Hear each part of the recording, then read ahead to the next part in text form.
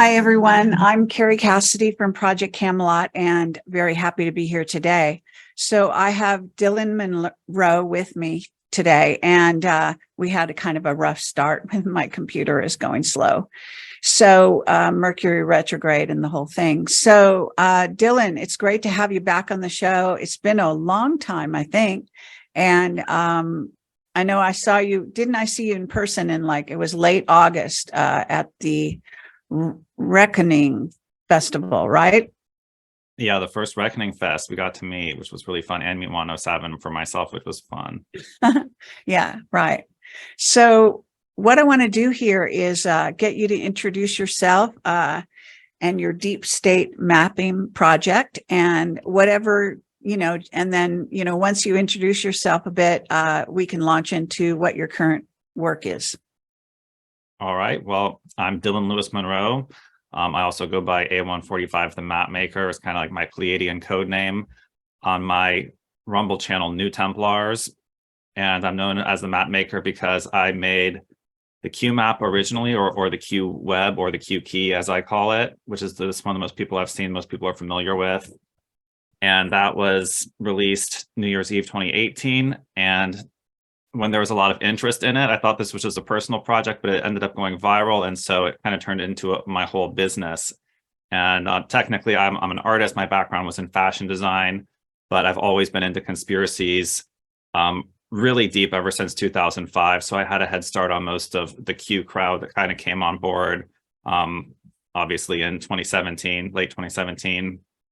And just been putting maps together ever since, and started doing some expos too, looking into the Truther expos, alien cons, some different psychic fairs, and really analyzing the whole truth community itself. Since I got into the alt media community, I've been looking at different channels and, discovering certain ones are, compromised or whatnot, as I'm sure you have as well, being in this industry for so long. Of course, you are a veteran in this, so you've seen all the tricks of the trade. And yeah, our latest map, it kind of builds off an idea from that original Q map, the idea of world hierarchy. And I think that's the one we're going to talk about today. And I actually want to kind of run a few things by you as well and kind of get your opinion on some of these aspects of world hierarchy, you being an expert in exopolitics. And okay. Yeah, so it's going to be educational for both. And we already have 2,000 posters made, so I can't make an adjustment. But, if you have any constructive criticism, we're going to be producing more of the printed flyer soon, and we can adjust the download version at any time. And so, yeah, we want to get this thing dialed in. Okay, sounds good. Now, I think I've got that on the screen. Do you see that there? Yeah, that is the Q key. That's the main one we're kind of known for. Okay, so just for people that are interested to see what it all looks like, and of course they can go to your website, which is Deep State Mapping Project .com. Yeah, correct. Yeah, all right. And a lot of these are free downloads as well. The newest one is not, but some of the most important original older ones are free downloads that I make them free to just help the Great Awakening, to help the MAGA movement, to help bring people up to a higher consciousness level. So we don't want to paywall for that. But of course, if you want printed merchandise, that does have a price tag.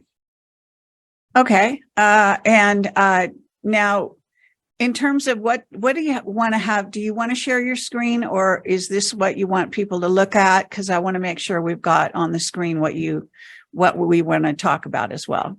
I'll share my screen and just give you kind of like a little preface and a little bit of the inspiration of the main one that we're going to talk about here today. And so this is actually called the Jumbo Q Web, which is kind of a simplified version of the one you were just seeing. It's just a fewer bullet points, but kind of boiled down. And this is the most updated one that we kind of re-released last year.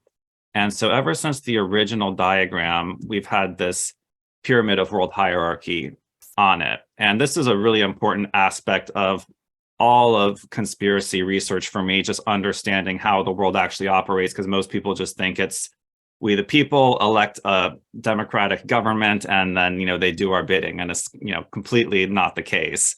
And so this is a really simplified version where you have religion, government, education, media, below banks, international corporations, think tanks, Committee of 300, Council of 13, and Pindar at the top, who's kind of like the supreme leader of the New World Order, or humanity's contact person to Satan, essentially.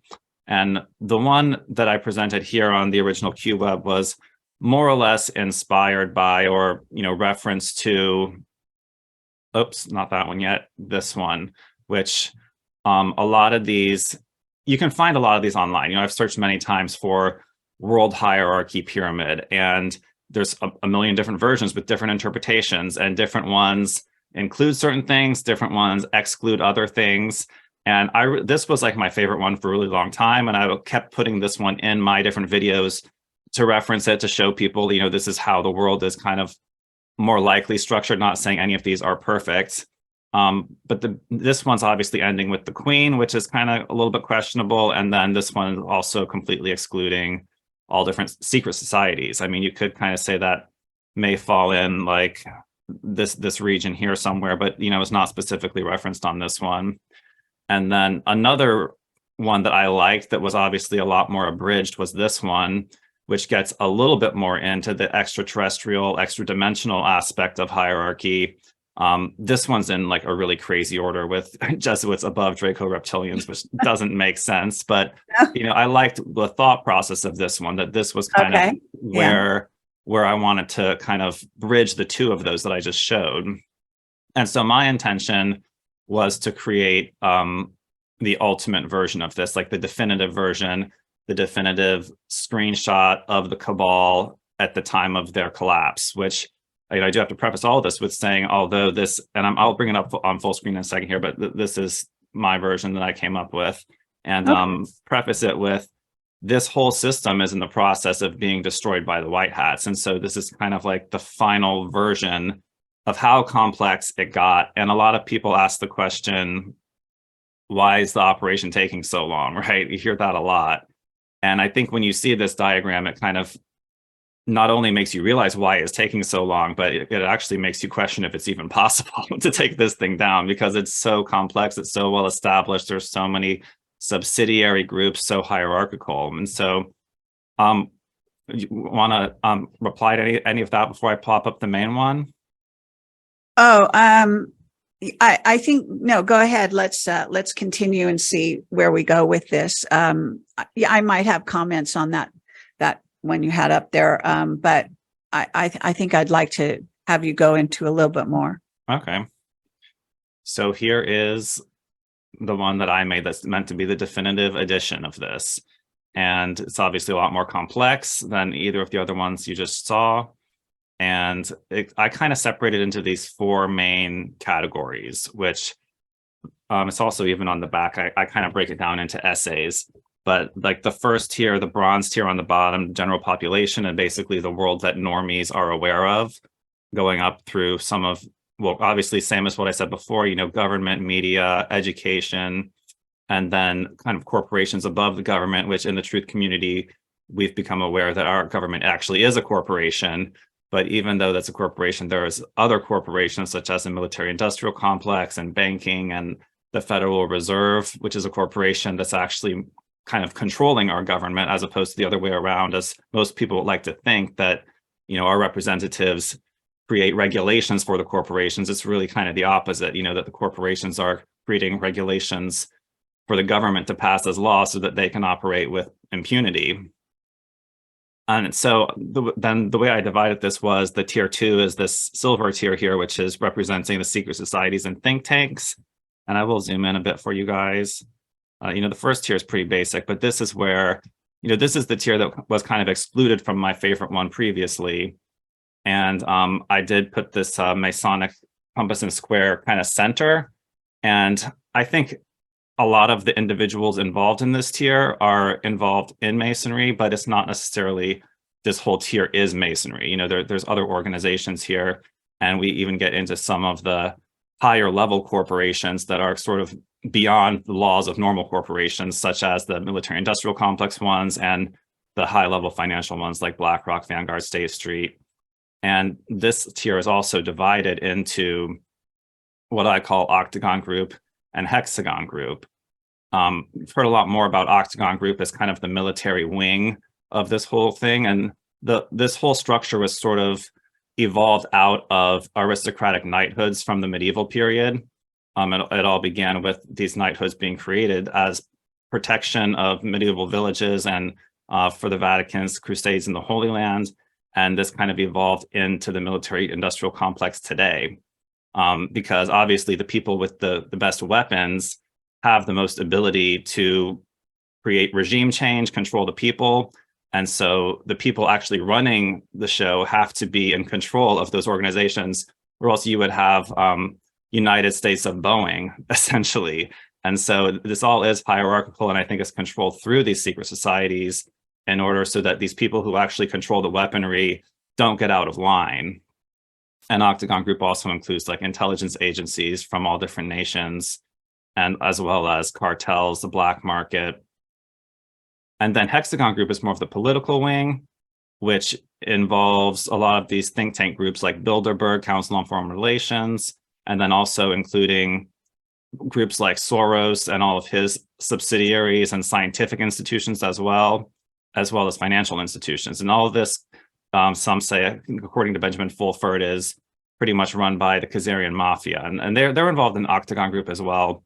So there's a lot of crossover in all these groups. And that's why it's not necessarily like in perfect sequential order from top to bottom, but because, there is, as we know, the president of the United States would really be from like the government section down here. But if the president of the United States is a Grand Master Freemason, then he's most likely, he's represented more like here. And so there's elements of crossover between these tiers, but it's a very strict hierarchy. And the important people in the lower tiers are members of societies in the upper tiers. And so beyond that, and this is a brief walkthrough, I'm not going to go into super detail because I actually have a video where I did pretty much a full walkthrough. I never hit every bullet point, but I have a video where I did a full walkthrough, and I want to do kind of a brief walkthrough with you and then kind of get your opinion on a few things. But then beyond the secret societies is the spiritual control, the priesthoods and the bloodlines, which, like I said about, if we're on Facebook, I kind of want to be careful with saying the FM word too many times, but it's not a problem on my channel anyway. Okay, well, my understanding of that organization, Masonry, is that it has become, or it originated as an extension of the titles of nobility from Renaissance Europe or even earlier, and that a lot of their decorations and their titles are sort of a replica of noble titles, and it's one way for general population or people in families of some standing to elevate their standing through the ranks and the titles of that organization. But so the real deal is the actual titles of nobility themselves, and including families with coats of arms and titles of nobility. And we do a brief little synopsis here of the different titles from nobility that are included in this, obviously going up to king, queen, princess, prince. We also discuss here briefly the feudal system, which our whole world kind of was based on. This was the system in medieval Renaissance Europe that has been adapted to, we call it now capitalism, which it really is crony capitalism, and it's just kind of a skewed version of what really was the feudal system, which some say, that's kind of like a system of enslavement in a way it is.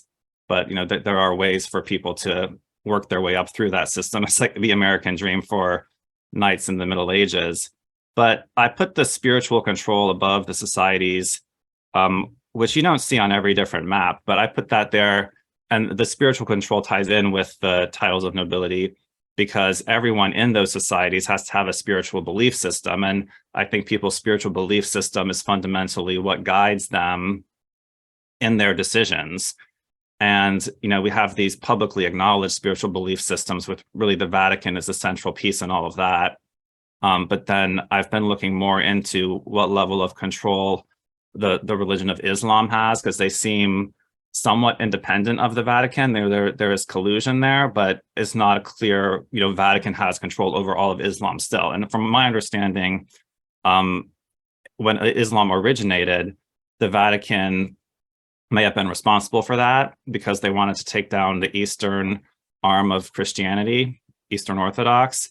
But then over time they became out of control. But the caliphate never took down the Vatican itself. They stopped short of that. And so there's a question there of the contested supremacy is what we call it. And then obviously there's the Jewish faction as well, which is sort of included below here. Different truth researchers would include the Jewish faction higher or lower, but they're a little bit harder to pin down because Judaism doesn't have a central figure like the Vatican does. Neither does Islam, but the House of Saud and the Shia or the Shia of Iran, the Mujah.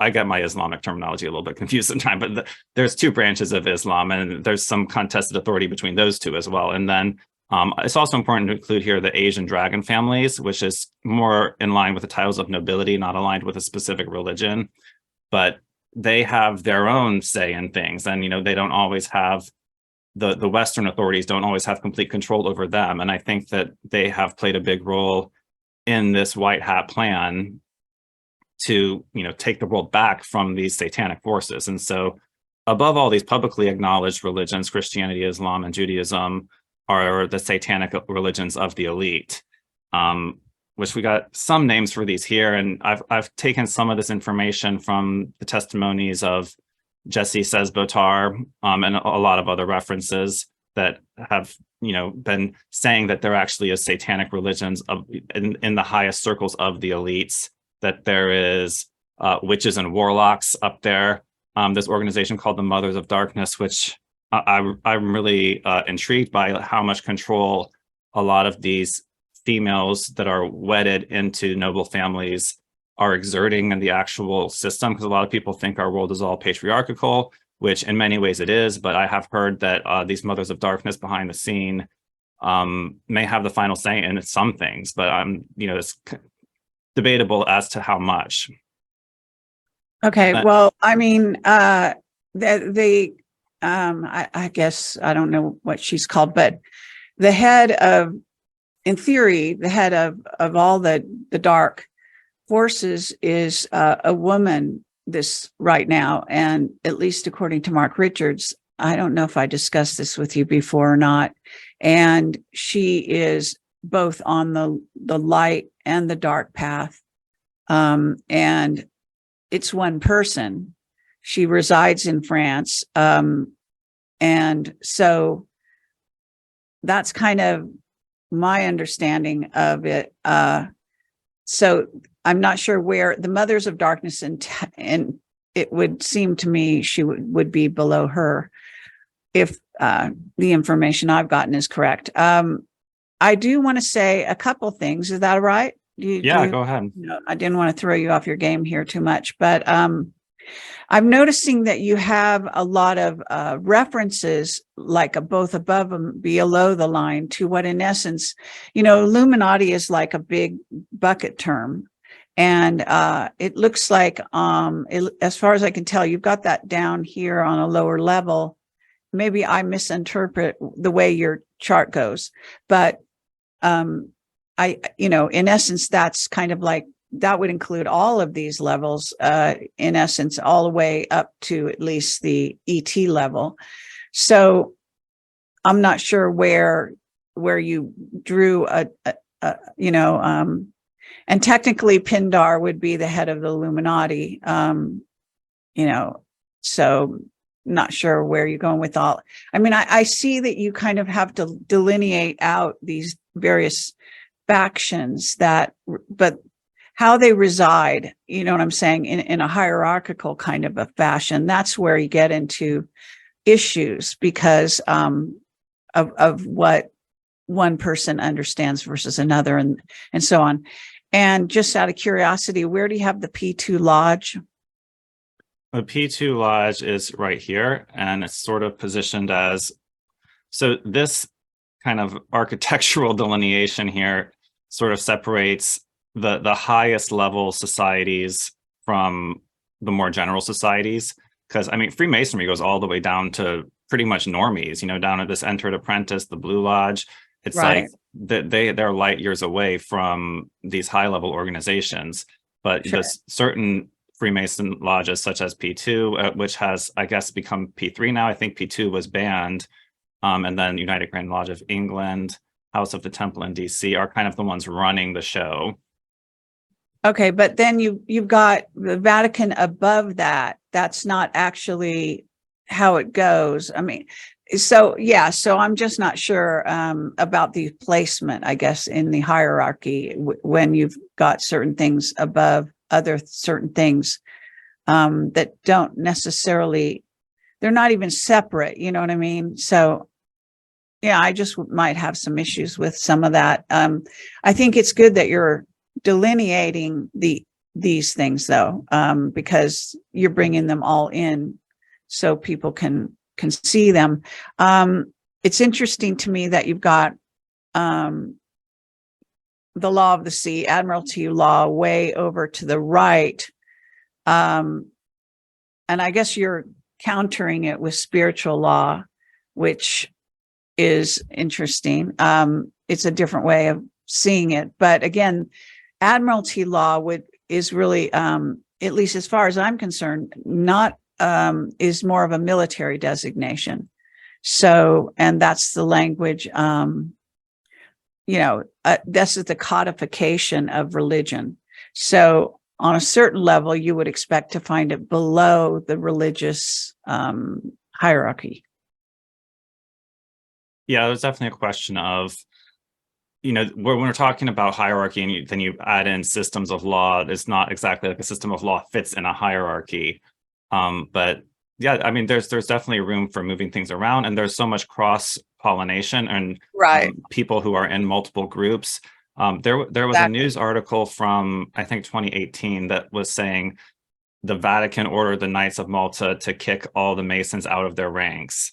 And I just found that article really fascinating to just think about things in that level of complexity that I don't even think they're supposed to be in their ranks to begin with, but the fact that they are. And then even within churches, like I have a friend who is father is a Protestant pastor, international, and they're not supposed to have any Masons in their ranks either, but it happens all the time because the church wants more members and wants more money. And so even when they have rules about these things, people break the rules.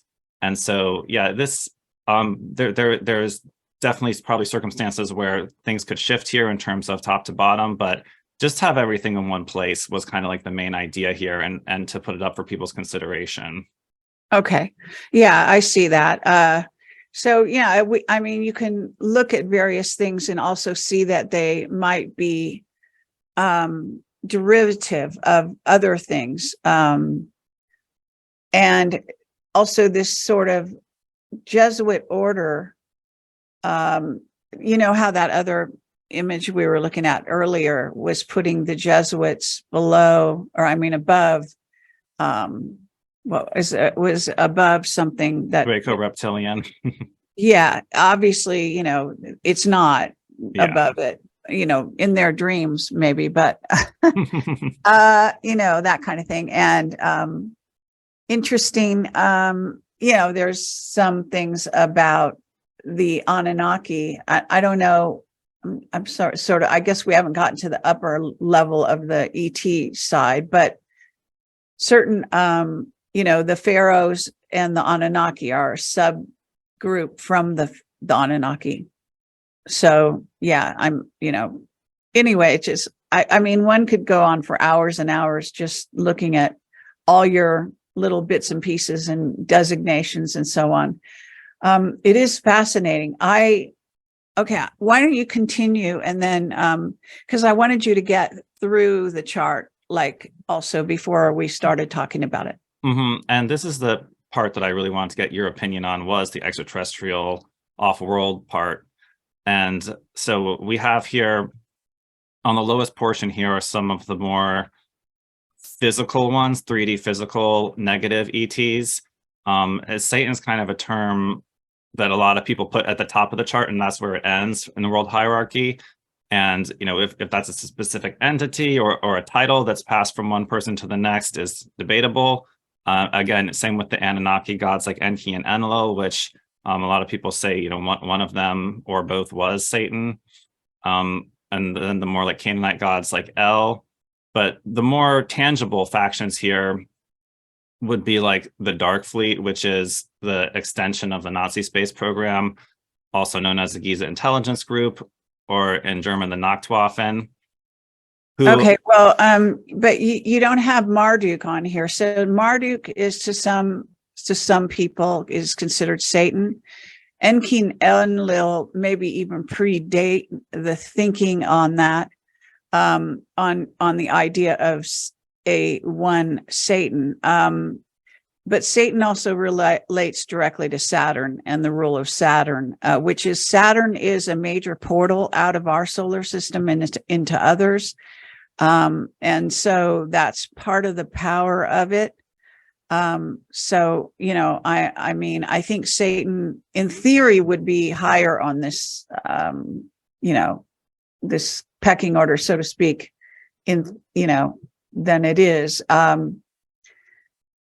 If you want to go along those ways, I'm, again, there's so many different off-planet races, and you're only indicating a few here, and that would probably be a misunderstanding.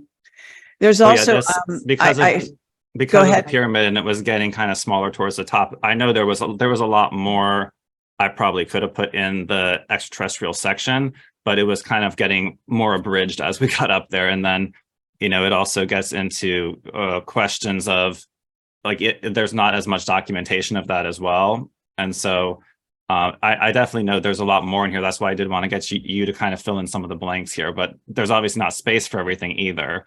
But right. Like you were saying, like Marduk was a son of the Anunnaki, like a lower in the Anunnaki gods. And so, yeah, it's just this, when we got up to this level, it kind of becomes the long-term battle between Pleiadians and Anunnaki is how I see it.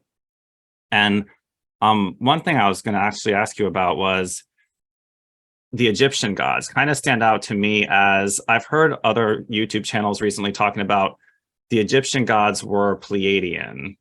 And that's something that I resonate with a little bit, but I'm still not 100% sure. And I see a lot more of Anunnaki Babylonian influence in Hollywood and in our country and in the world.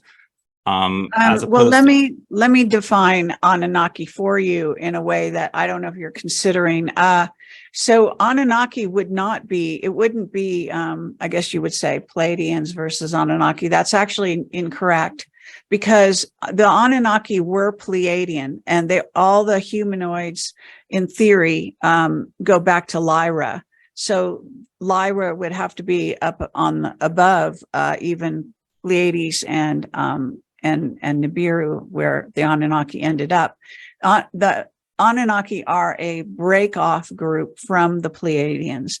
They were humanoid. They were then invaded by the Reptilians, and now they're, hybrids, basically. So they're reptilian humanoid hybrids. And there's a lot of confusion about that out in the sectors, and I realize that, but this is my understanding, and you can see it on the temples. And I just got back from Egypt, and you probably didn't see my article about Egypt, but there's a great deal of deception in this whole story, of course. But there's a lot more to this. So it doesn't, Pleiadians, I know that people tend to see Pleiadians as like the good side, but what they don't realize is they have a self-interest that they're motivated by, which is to actually, apparently they were sort of, I guess, fathers of our race, the humans, and we were bred to actually help them fight their wars with the Reptilians and the AI, which are constantly trying to invade all of these various races, and specifically the enemies of the Pleiadians. So, and then there's questions as to, there's rogue elements of Pleiadians, but they're not the quintessential necessarily good guys. They are just a higher dimensional, they started at 60.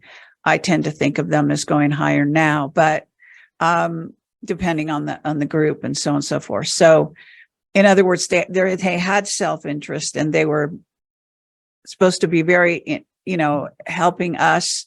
They were kind of fathering our race to some degree, but we both humans and Pleiadians, as I said, and Anunnaki come from Lyra. So you have to go up to that point. And then there's, I talk about this in Egypt, that there's a hierarchy shown on the.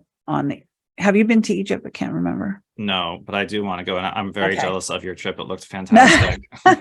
No, it'd be great for you to come, but we're making a documentary of it so you can get a really good idea.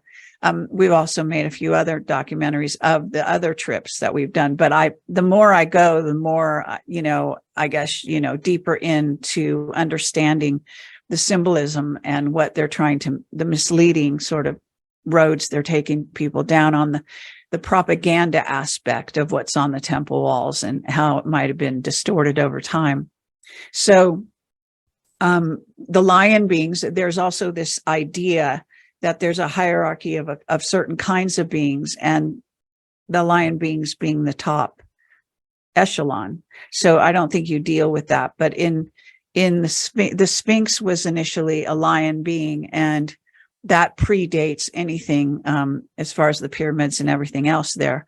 So when you look at the temple carvings, you'll see that as they have this stepping stone, the lion beings are higher up than, say, reptilians and so on and so forth. So you might incorporate some ideas like that. You might want to just make a whole nother chart of the Egyptian side of things, because it's so intricate. And then we also don't have, you don't have, the whole echelon, because these various, India and China have their own echelons, their own hierarchy that they're reporting to, arguably not the same as the ones that, took over Europe and so on. So those are just some notes that I would just say. That's a really good point. I mean, I was aware of all the different pantheons, having done the deity chart, which compares all the different pantheons, but I'm definitely a little bit less familiar with like the Vedic ones. And I know that history goes way back, and, like you said, it may be a different set of extraterrestrial entities interacting with planet Earth. I think there's been different waves of them that have come. And right. It seems like that Babylonian Anunnaki one is the one that has kind of stuck and really kind of taken over the world. From my deity chart, I kind of came to, I know that these pantheons may seem similar, but the way culture kind of flourished in the Greek period, and they brought in a whole different pantheon with very complex mythology, somewhat similar to the Anunnaki mythology. But I get the sense that they were interacting with like a new group, possibly. Is that? Well, actually, I would say that the Greeks were more, I think, aligned with the Pleiadians, and the Egyptians were more aligned with Osiris and the Orion belt, and again that there being a split between the Anunnaki and the Pleiadians. So, and then Rome, of course, ended up to probably be linked more to the Anunnaki, who continued through to take over the kingships, through that time. But then you have to go back before that to Mu and Atlantis, and what was going on there. And we don't have a whole lot of knowledge of that. Do we have some different? Plato talked about it. Apparently the labyrinth in Egypt, I don't know if you know about that, but they were supposed to be exposing that to the general public, and they didn't. They stopped. They were going to go film it several years ago, and they just basically shut it down and didn't tell anyone. It has information and carvings on the walls, according to one of our witnesses who was there, was invited to be there, this researcher named Patrick Jarrell, and we did an interview with him. And he basically said the fall of Atlantis is depicted in the walls of the labyrinth. So that's really important. And according to Ashana Dean's books, that there was Atlantis actually went through two falls, if you will. And the second one being the one that I guess sent it down to the sea permanently. But there are signs of Atlantis in various places, as you know, which includes the entire Mediterranean. And, there are discussions about that. I've traveled in Malta where I believe they put some of they hid some of the relics prior to the final fall of Atlantis in Malta. And that's what the Maltese side of the Illuminati, what are they called? The Knights of Malta. They have a fortress there. Have you been to Malta at all? Okay, it's another great place to go. But I've heard about it, and they have those hypergeums or something. It's like the subterranean caverns. And that's underground. But there's also evidence of a whole different set of beings who built these temples, like on Gozo, the island of Gozo. Malta is made up of 3 islands. And so there's the architecture of the temples, and according to at least Captain Mark Richards, they're not humanoid. The beings that built at least the Gozo, some of the Gozo temples and the Hypergeum may not have been humanoid at all. And they have these very low doorways, which I guess he was hinting that they were basically built by the reptilians. And so, but this is history that we're still trying to figure out and discover. A great deal of it is not revealed. So it's understandable that you wouldn't know. Another big influence in India is what I call the Syrian blues. And they are the ones that look like, if you know the X-Men, the blue woman. Okay, so they have blue skin, but they're humanoid. And they seem to be depicted on a lot of the artwork in India, again, coming from, in theory, Sirius. And those are the good guys. There are other races coming from Sirius that are not so, positively oriented. So there's that aspect too.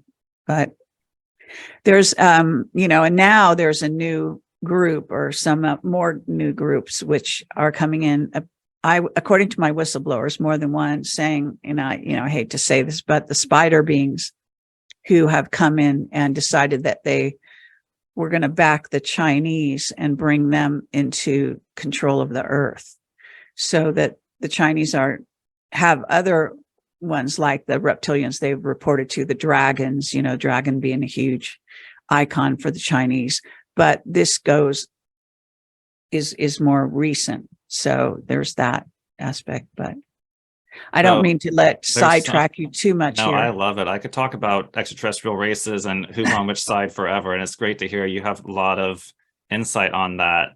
But while I wanted to go on 10 different tangents while you were talking there, but while we're on the subject of spider beings, something I did want to ask you about is, as we get past these sort of more physical ET factions into the non-physical, extra-dimensional, trans-dimensional ETs, the main thing here is essentially demons or archons, which influence humanity from beyond the veil of our perception to higher dimensions, or maybe lower dimensions, higher dimensions, but negative entities. But then something I've heard of in this area is the chimera, which these were discussed in the Cobra material, the Cobra, or the portal. The portal, I think, is his website. He does like a newsletter. Yeah, I know who Cobra. And that chimera is essentially a massive spider being, like a massive kind of octopus spider being that's multi-dimensional or higher dimensional, that sit in space literally above our cities and suck negative energy off of them. And I'm wondering, is that just craziness from a blog? Is that something you've heard of? Is that something you find credible? Well, that kind of gets into the black goo and the discussions I've had with Miles Johnston and those spider beings. So again, relating to the spider beings, but there's also these the spider beings that are not physical. They could be seen as a kind of interdimensional, but maybe it's not even that. Maybe they're interdimensional or something like that. But I've seen them. I know it sounds weird, but they encompass they built the matrix. So they build the matrix, and that they're part of the wiring, and they sort of, that they sort of scuttle along the walls.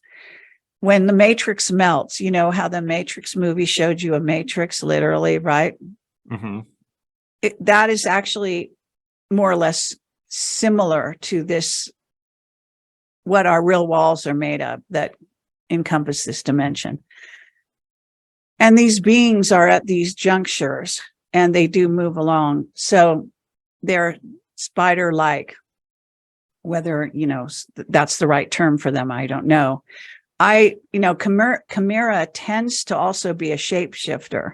So whether or not the chimera that, is being talked about by Cobra is the same chimera as is designated in the more spiritual writings, out there. There are references to that. But things get really confused. Now, there's also the inner earth cultures. I may be wrong, but I haven't seen your whole chart, but you might not have referenced them.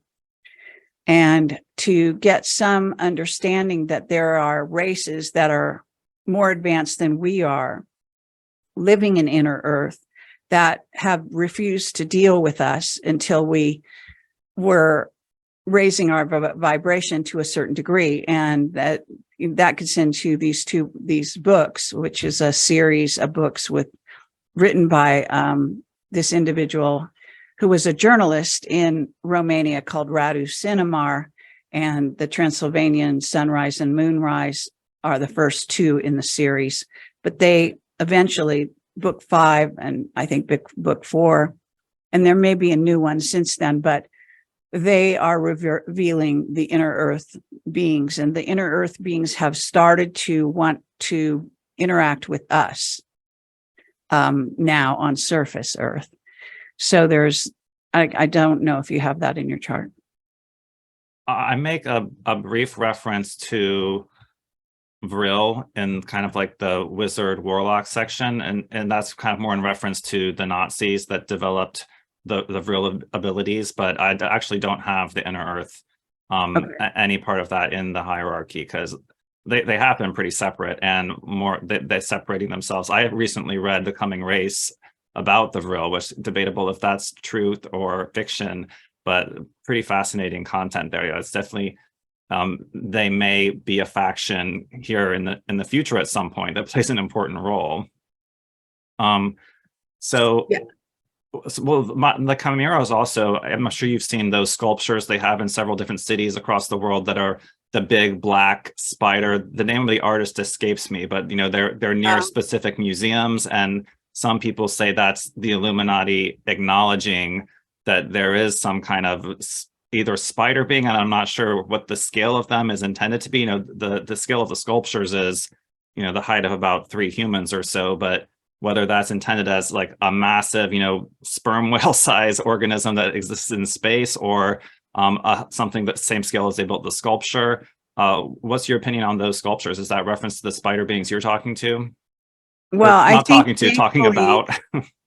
Yeah. So I think thankfully, I don't think I've run across those, but I can say that, I've talked about this before, but Captain Mark Richards talks about Vietnam War really being about the invasion of the spider beings, and that they also go back to, I'm going to remember it.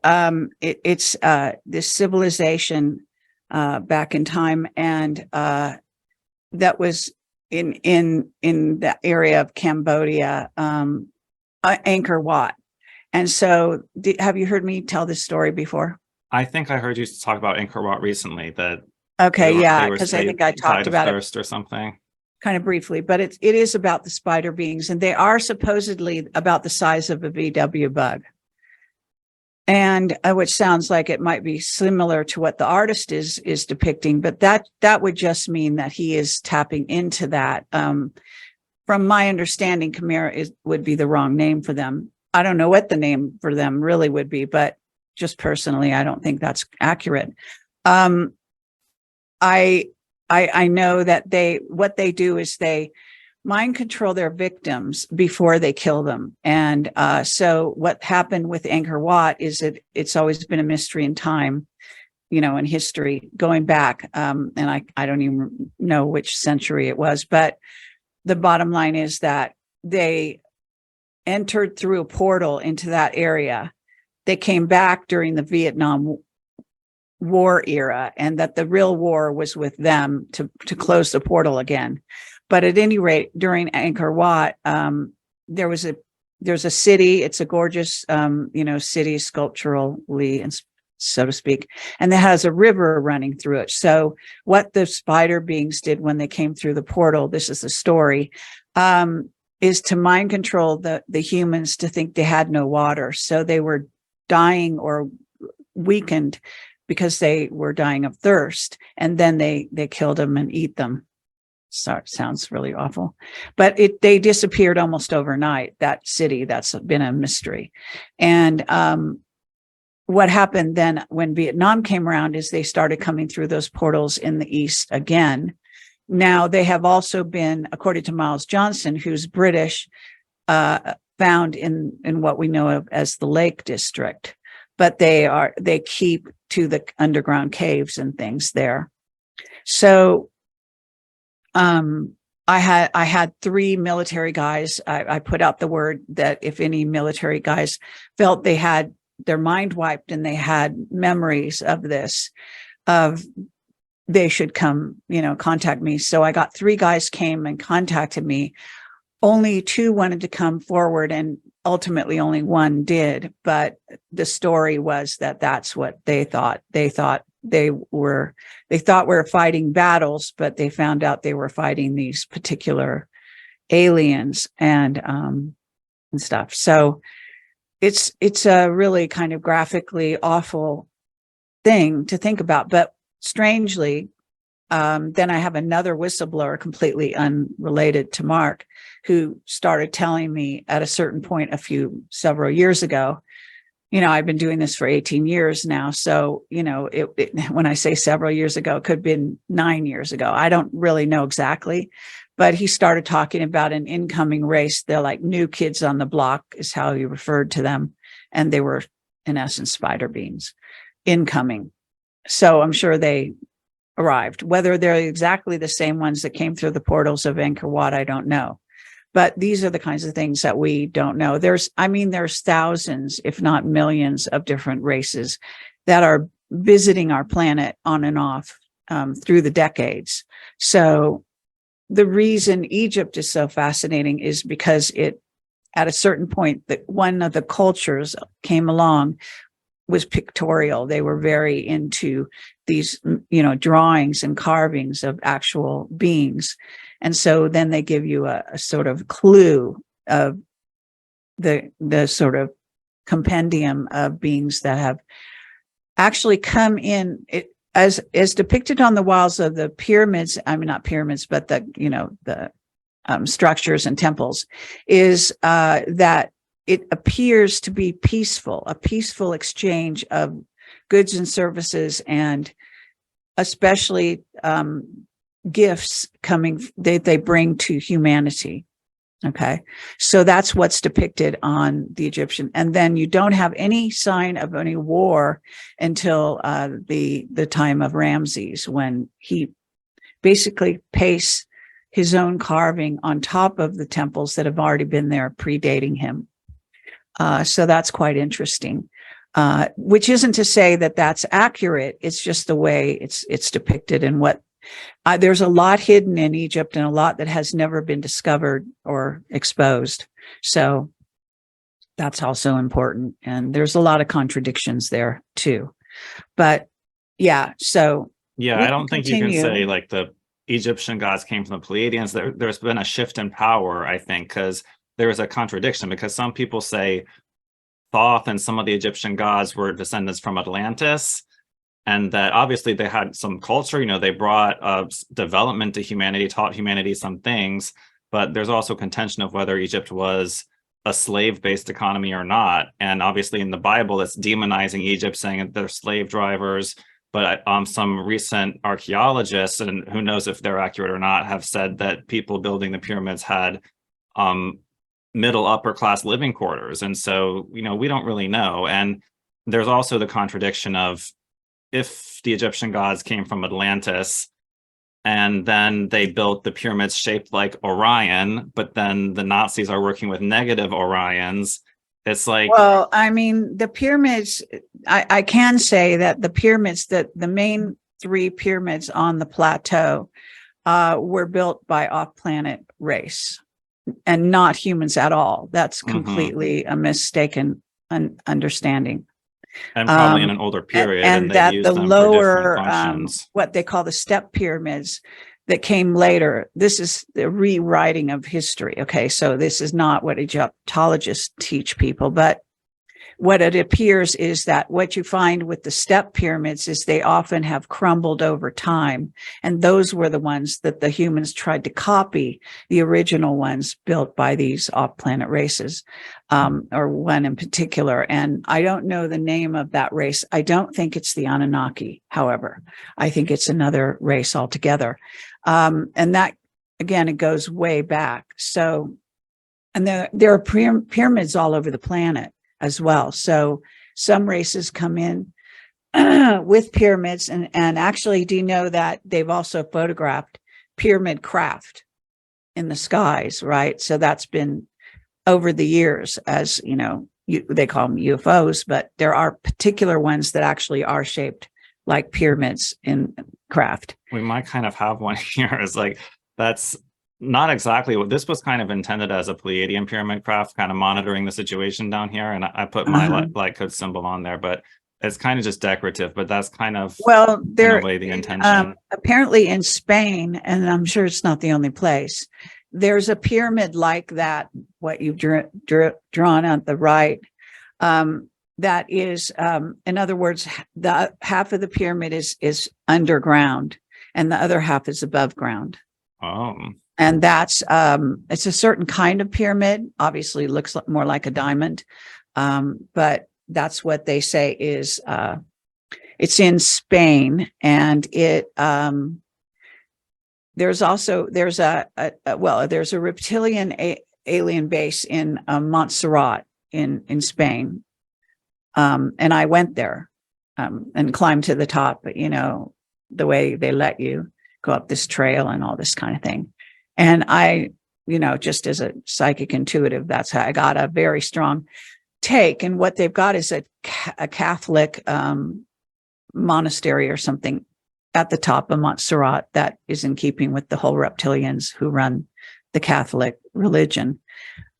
So, you have, like, if you're going to put the Vatican in there, you have to put their handlers, or basically the reptilians, underground. And it's depicted in all of the the Catholic, if you look at the Vatican, serpent-shaped audience it's a hall. Serpent. They're all serpents. That definitely is kind of the intention here of putting, the Draco reptilians as the most important ET faction in this hierarchy in association with the Vatican. But want to quickly kind of go through the rest of this just so we get to the top, we get to the end. Yes. So at the highest level of the extraterrestrial or extra-dimensional entities is the dark AI, which you've talked about a ton. You talk about in every video. I'm in agreement with that there's this dematerialized dark AI that's behind a lot of this, and whether that's nanites or dematerialized all the way into another dimension, maybe both. That's kind of one of the main problems we have in our part of the universe here. And so then the distinction that makes this a little bit different from other ones is that that's kind of the highest level of the negative forces, in my opinion. But I kind of delineated this line in the middle of the pyramid here, or in the middle of the yellow section, that above that, the middle section there, these are kind of like the good guys. And so, maybe not in our sector of the solar system or the universe, the good guys have pretty much kind of lost control. But there are good guys in the universe from other star systems that have tried to do projects on Earth and are trying to wrestle Earth back from these reptilians and negative factions.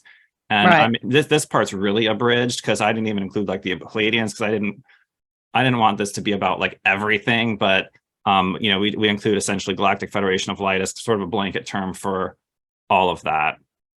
And then this kind of goes into really the Christian conception, which I'm not even 100% in alignment with, but this, I feel like it's a decent outline of what's going on in the higher dimensions, that to some degree, like this may be what's existing at the highest level. Just what I'm referring to is the angelic realm and the angelic hierarchy that's believed by Christians, which goes from, you know, angels, archangels, all the way up to thrones, cherubim, and seraphim. And then God, the universal creator at the top, which has many names in different religions, but is sort of the main idea on earth of a one true God, which even that is somewhat debatable, but I had to choose something here. And since it's all pyramidal, hierarchical, I just kind of did the top piece from the Christian conception.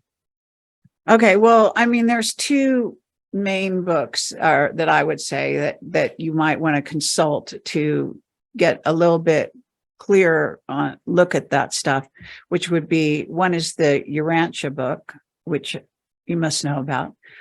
And they talk a lot about hierarchies, and they get very into the whole seraphim, you know, Elohim, and you name it, right? That they're very into that. And also then on the other side is the Ashiana Dean, the two Voyager books. And she goes into great detail as through all the different wars with ETs and off-planet races and all the different actually seedings of humanity on Earth, and how many of the seedings didn't make it, basically. So I think we're supposed to be the sixth seeding, and we are successful. And along the way, what they had to do was they actually got, at least this is how the story goes, that humans wouldn't defend themselves. And so they kept, you know, creating the race, and then they, you know, lose them to the Draco reptilian. So what they got was the reptilian. That's where we get our, what they call the reptilian brain, or our, you know, the blue blood reptilian with higher degrees of reptilian genes. And that was because to make us fight back and defend ourselves. So at a certain point, this is what happened with the seedings, that gene pool was interjected into our genome. Nice. Well, thank you so much for adding, you know, more ideas to this chart, because definitely all my charts are works in progress perpetually. I mean, you got to release it at some point, but it's always good to get. No, they're very thought provoking, and you know, obviously you've got a great deal there already. So you know, it's not like they're wrong. It's like they can be augmented, and certain links up with various races and various things that you might think are coming from one place are actually derivative of another place, that kind of thing, where there's a confusion. There's also this very interesting sort of, it could be an alien race that it predates the Anunnaki in the Middle East, and they are the giants, but not the giants that were later made physically, but actually a race that came to the planet. And there's some reason to believe that they came before the Anunnaki. And I found that in Egypt. It'll be great to really find out our true history if we ever even do at some point. But at least, I mean, I would think that between the intelligence agencies and what the historians have really found, if we really get access to it, you know, that'll at least give us a lot more data to interpret. You're never going to know everything about the whole universe, but there's just so much that we know has been censored and kept hidden that I think I know you talk about a lot. Humanity is ready to hear about the ETs, and I completely believe that too. At least sometimes you just got to rip off the Band-Aid. You know, it's like, sorry, but this is going on. And I think that we're headed to a big reveal moment at some point in not too near future of something appearing in the skies that's going to have to be acknowledged by the mainstream media, not just a tic-tac UFO, but possibly like a battle or a mothership that's going to be undeniable, and people are going to really have to, you know, question those fundamentalist religious belief systems. Well, I don't know if you're familiar with Courtney Brown and his remote viewers, but he has a website. It's called farsight.org. Okay. And I've interviewed him several times over the years. And I've also interviewed some of his remote viewers, some of whom have moved on, but they're considered the top remote viewers on the planet practically. So at any rate, I do go to visit his website to see what they're up to from time to time. And I did subscribe. They've got a whole new sort of division that they're doing, which is videos and very interesting, like what they're calling ET news and human news, and basically talking about what their remote viewers are finding in kind of going out there and looking to see what's active on and off the planet. So recently, one of the things they did was they remote viewed the AI. They found out that the AI incoming, the alien, in essence, you might call it alien AI, that has come here, which is actually, there's more than one, but nonetheless, it goes back to other galaxies, and that this AI has expanded throughout, taken over, in essence, other galaxies. It's on the way. It's on the way here, on the way to taking over our galaxy, and it's only partially complete. This is what the remote viewers found, which is quite fascinating, I thought. And so that's why this transhuman agenda is so crucial, that if we do deal with AI, and AI is here, of course, and we have, okay, according to Mark Richards, any spacefaring race creates an artificial intelligence, some type of artificial intelligence, to go out and transverse outer space. But eventually, a lot of times, these civilizations don't outlast their AIs. So then you have their AIs are rogue, and they're out sort of going around the multiverse, if you will, or the universe or the galaxies, and sometimes bonding and merging with other AI. And so you can see there's a whole different ball game going on. And one of the things about that is that, according to my sources, we had 9 human-derived AIs that were created here, but even the ones created here, a lot of times were derivative or got their sort of clues on how to do it from alien AI that was already here, left behind ages ago, such as the find at the Nazca lines, the Nazca beings, that story. Mm-hmm.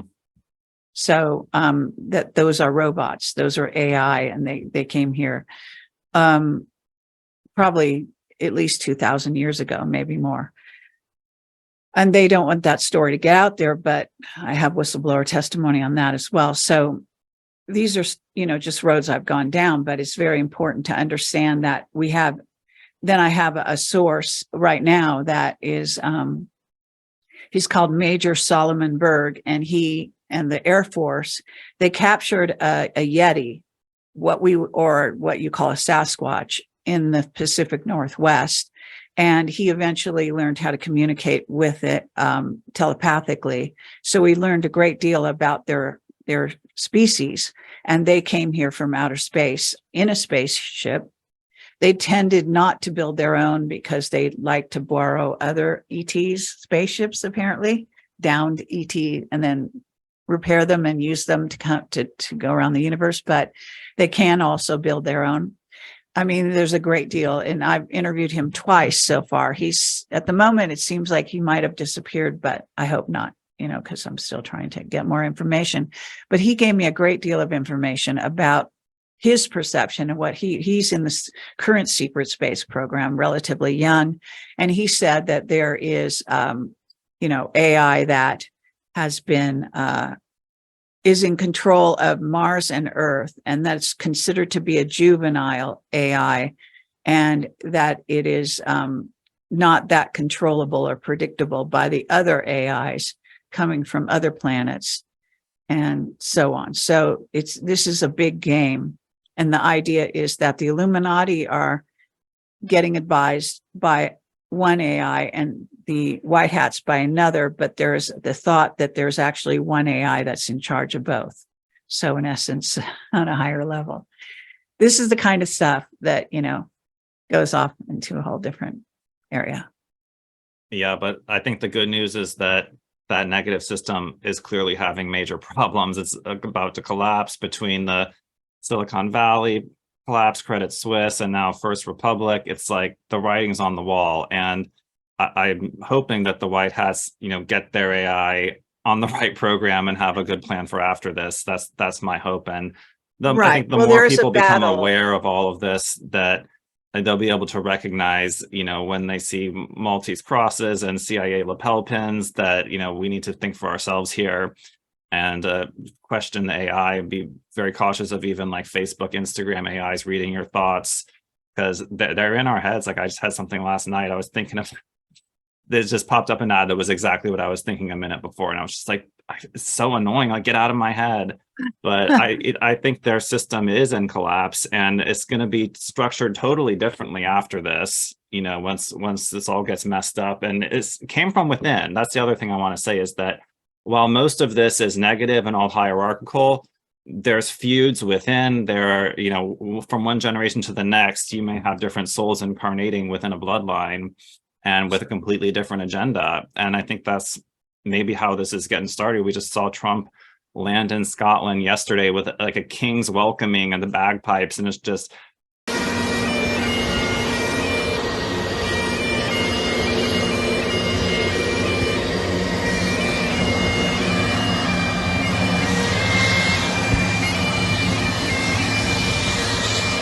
there is some aspect of him and his whole presence that is beyond the presidency. It's like I don't consider him Jesus Christ, but he's almost like a messianic figure.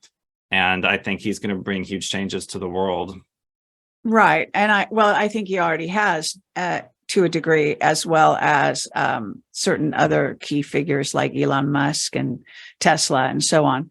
But I think that we are also witnessing a war that's ongoing, and it may be going on for many more years. It's not as cut and dried as a lot of people think, in my view. And I talk about this, but I think, it's great, the service that you're doing. It's great that you're inspired to do what you do. And obviously you're getting, your own, I would say, I mean, you can correct me if I'm wrong, some kind of downloads that lead you in certain directions, right? Definitely. Yeah, definitely. Working with the Pleiadians, and I connect with Ashtar Command. I still don't know 100% if it's a real thing or not, but that's kind of just what I've resonated with imagery wise, and everything I've read from them has really resonated and made sense. And so that's kind of one of my main spirit guides. But I also work with like Archangel Michael, Saint Germain, Saint Anna, Jesus Christ. And so it's the good guys, at least from my perception so far. So okay. Yeah, everyone is sort of getting different information from different sectors. So it's hard to say. I do know that according to Ashiana Dean, the Galactic Federation has been infiltrated. So some of those groups definitely have chosen to go a negative path. And she writes about that if you want to take a look. So that's kind of interesting. I do want to check out more of that. A friend of mine just sent me like a 400 gigabyte database of everything Ashiana Dean. So I have access to it. I'm going to be investigating that a little bit more. But thanks so much for walking through the diagram with me. I hope your audience finds it interesting. And again, if they want to check out it in more detail, deepstatemappingproject.com. And to find me on Rumble, New Templars. And we also have a DSMP channel on there as well.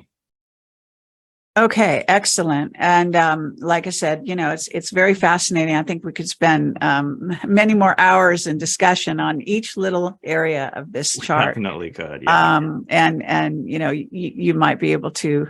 You say you've got a video out there that is explaining this chart in particular. Yeah, I was meant to do an interview with Nicholas Venyamin and do a full walkthrough, and he canceled on me at the last minute. Oh no! I'm not sure exactly why. I'm sure you guys will get set up again.